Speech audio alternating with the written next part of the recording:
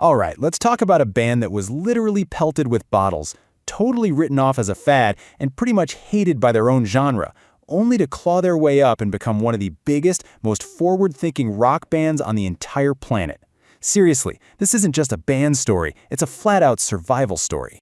I mean, just look at this contrast. It's absolutely wild. On one hand, you've got a band being physically chased off stage by a crowd that despises them. And on the other, that exact same band is commanding stadiums, with tens of thousands of fans singing every single word. So the real question is, how on earth did that happen? How did rock's most hated outsiders become its undisputed headliners? To really get how they pulled this off, we have to go back to the mid-2000s, when this group of teenagers from Sheffield, England, somehow became public enemy #1 for pretty much every metal purist out there. See, Bring Me the Horizon came out of this very specific world, the scene subculture. You know what I'm talking about. The perfectly flat-ironed hair, the impossibly tight skinny jeans. It was this whole blend of super heavy music with a really high fashion look. And for the old school metal scene, man, that was like oil and water. And this, right here, is the core of the whole problem. It was a complete clash of values. The old guard of metal was all about raw, unpolished, almost anti-fashion authenticity. But Bring Me the Horizon? They cared about their image, a lot. And to the purists, that meant they couldn't possibly be real metal. They got slapped with the ultimate insult: posers.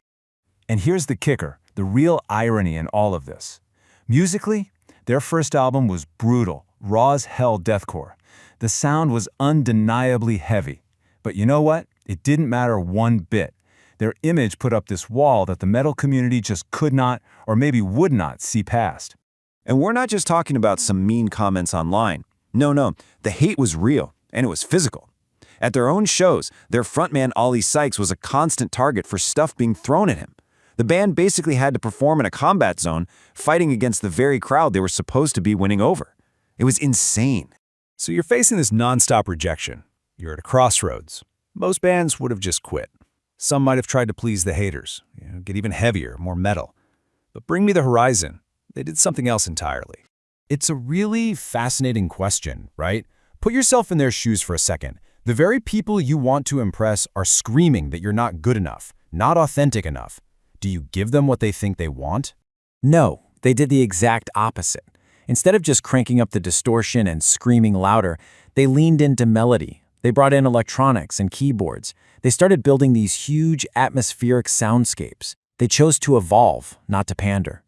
And you can see the exact turning point right here on this timeline, 2013. That's the magic year. They bring in a new member, Jordan Fish, who's a wizard on keys and programming, and everything changes. When they released the album Sempiternal, it wasn't just a new record. It was pretty much the birth of a whole new band. And boom, with these huge anthems like Can You Feel My Heart, their audience just exploded. It wasn't a niche metal thing anymore. They were writing these big, emotional, complex rock songs that connected with millions of people, forcing even their original haters to step back and admit, okay, something special is happening here. Now this is where the story gets really fun. After Sempiternal, the band didn't just bend the rules of genre anymore. They basically started acting like the rules never existed in the first place. Their album history from this point on is just this wild, unpredictable ride. One minute, they're dropping an album full of massive, radio-friendly stadium rock, and the next, they follow it up with this super experimental, pop-infused record. Then they pivot again to this frantic, chaotic cyberpunk sound. Every single release was a statement: you are not putting us in a box. And if you need any more proof of their total disregard for genre, just look at who they've worked with. I mean, this list is all over the place. You've got a pop megastar like Ed Sheeran, the art pop icon Grimes, a massive rapper like Lil Uzi Vert, and then, just to mess with everyone, the work with an extreme metal legend. They really became this central hub for musical creativity. So, all of this brings the story full circle. It takes us from those awful, hostile club shows right back to the very festival stages where their career was almost dead on arrival. Just try to imagine this for a second.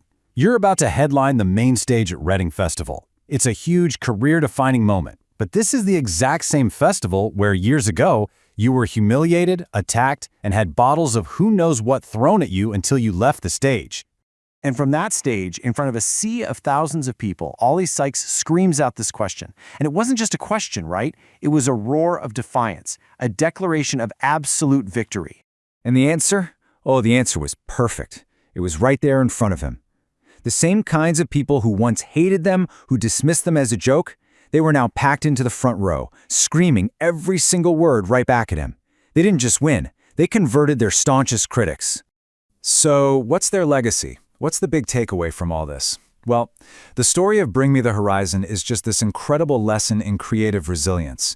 They proved you don't have to play by the strict, unwritten rules of a subculture to be considered authentic.